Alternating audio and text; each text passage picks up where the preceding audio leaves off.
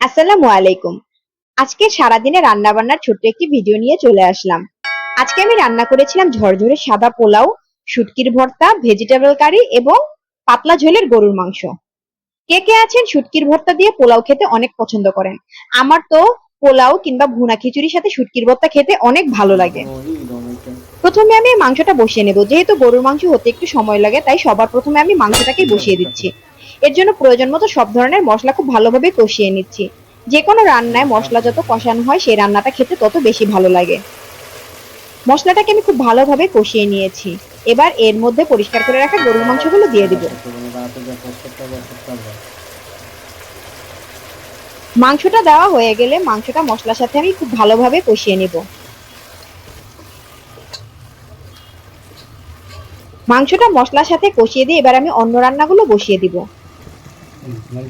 এক চুলায় গরুর মাংসটা হচ্ছে এবং অন্য চুলায় আমি এবার ভেজিটেবল কারিটা রান্না করে নিব।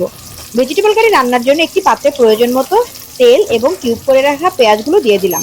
এবার এর মধ্যে সিদ্ধ করে ছোট ছোট করে কেটে রাখা মুরগির মাংসটাও দিয়ে দিয়েছি। এর মধ্যে 2 টুকরো দারচিনি এবং 2টো এলাচও অ্যাড করে দেব। সেই সাথে দিয়ে দেব 1 চামচ পরিমাণ আদা এবং রসুন বাটা। মশলাটা কিছুক্ষণ ভেজে সামান্য একটু পানি অ্যাড করে দিয়েছি। এরপর এতে দিয়ে দিব পরিমাণ মতো টমেটো সস।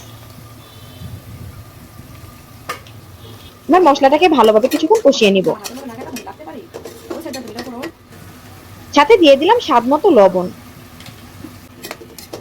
মশলাটা যখন কষানো হয়ে যাবে এবার আমি আগে থেকে সিদ্ধ করে রাখা সবজিগুলো এর মধ্যে দিয়ে দিব। আমি এখানে চাল কুমড়া, গাজর এবং বরবটি নিয়েছি। এগুলোকে পাতলা পাতলা করে কেটে একটু সিদ্ধ করে নিয়েছি।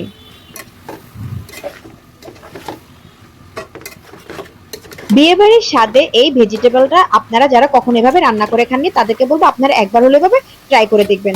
পোলাওর সাথে এই ভেজিটেবল কারিটা খেতে অনেক বেশি ভালো লাগে। আমার এদিকে এক চুলায় গরুর মাংস হচ্ছে এবং অন্য চুলায় আমি ভেজিটেবল কারিটা রান্না করে নিচ্ছি।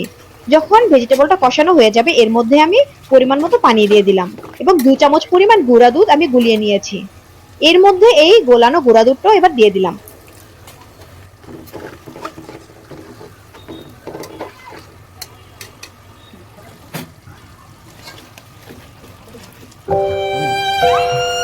মাংসটা প্রায় কষানো হয়ে গিয়েছে। এবার এর মধ্যে আমি দিয়ে দিলাম কয়েক টুকরা আলু। আলু দিয়েও কিছুক্ষণ আমি কষিয়ে নিব। এদিকে সবজিটা যখন বলক চলে আসবে তখন কতগুলো কাঁচামরিচ আমি একদম কেটে 2 টুকরা করে এর মধ্যে দিয়ে দিয়েছি। সেই সাথে দিয়ে দেব 1 চামচ পরিমাণ চিনি।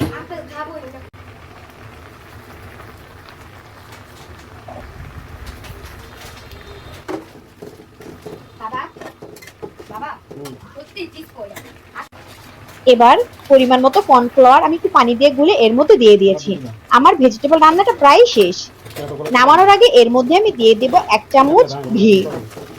ঘি দিলে এই ভেজিটেবল কারির স্বাদটা অনেক বেড়ে যায় এবং এটা খেতে এত বেশি ভালো লাগে মনে হবে যেন বিয়ে বাড়ির ভেজিটেবল খাচ্ছেন। আমার বাসায় সবাই এভাবে ভেজিটেবল খেতে অনেক পছন্দ করে। দেখুন এটা দেখতে কতটা লোভনীয় লাগছে, এটা খেতেও অনেক বেশি ভালো লাগে। এদিকে আমার গরুর মাংস এবং আলুটা কষানো হয়ে গেছে। এবার আমি সিদ্ধ হওয়ার জন্য পরিমাণ মতো পানি দিয়ে দিলাম। আমি এখানে গরুর মাংস পাতলা ঝোল রান্না করব। আমার ভেজিটেবল কারি হয়ে গিয়েছে। এবার আমি এই চুলায় ঝরঝরে পোলাওটা বসিয়ে দিব। পোলাও রান্নার জন্য আমি প্রয়োজন মতো পেঁয়াজ, দারচিনি, এলাচ, তেজপাতা, সামান্য আদা রসুন বাটা কিছুক্ষণ ভেজে এর মধ্যে কয়েকটি কাঁচামরিচ এবং ধুয়ে রাখা পোলার চালগুলো দিয়ে দিলাম। পোলার চালটা কিছুক্ষণ এভাবে ভেজে নিব। যখন পোলার চালটা ভাজা হয়ে যাবে তখন এর মধ্যে পরিমাণ মতো পানি অ্যাড করে দিব। সাথে দিয়ে দিলাম স্বাদ মতো লবণ। পানি দিয়ে যখন পানিটা শুকিয়ে আসবে তখন আমি দমে বসিয়ে দিয়েছিলাম।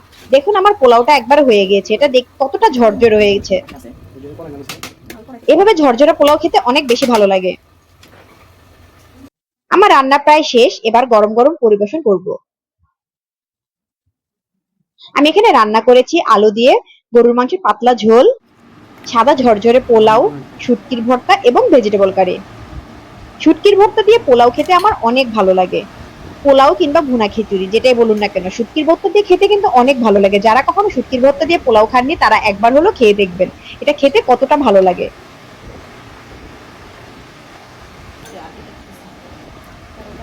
তো যারা আমার ভিডিওটি দেখছেন প্লিজ আমার চ্যানেলটিকে সাবস্ক্রাইব করে দিবেন, এবং যারা ফেসবুক পেজ থেকে দেখছেন প্লিজ আমার পেজটিকে একটু ফলো দিয়ে রাখবেন।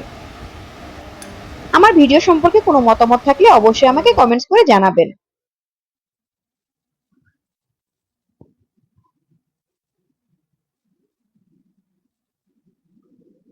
আমার রান্না বান্না শেষ, এবার গরম গরম খেয়ে নিব এই মজাদার খাবারগুলো।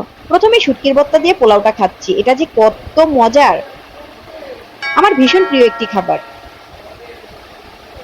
আল্লাহ হাফেজ।